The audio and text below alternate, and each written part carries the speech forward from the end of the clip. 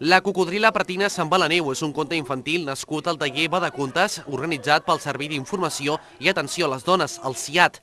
L'Auditori del Cèntric Espai Cultural ha acollit aquest cap de setmana la representació d'aquest conte no sexista que va ser gravat a les instal·lacions de la Prat Ràdio.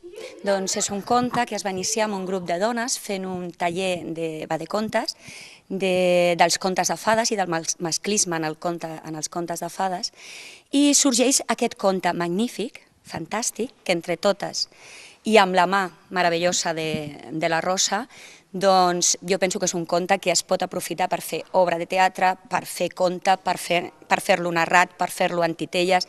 És un conte divertit i un conte molt actual. Un dia la meva mare necessitava ajuda perquè, clar, feia tots els personatges i em va dir «Per què no fas de pretina?» I vaig dir «Doncs per què no?»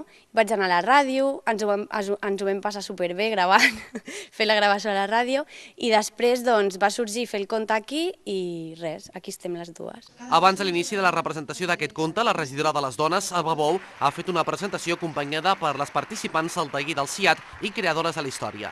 La bona onda que té aquest conte, no? I jo sempre dic que aquest conte té ànima, és precisament per això, no? Perquè una mica cadascuna ha posat una miqueta de coses que li han passat a la seva vida, ho hem transformat, evidentment, en un to amable, perquè estem parlant d'un conte infantil, però sí que s'ha impregnat d'aquest esperit de superació, de valentia, de tirar endavant. Llavors, evidentment, els valors que porta és l'assertivitat, el conèixer tu mateixa, en creure en tu mateixa i buscar el que tu necessites, no? Buscar el teu camí, buscar realment el teu futur.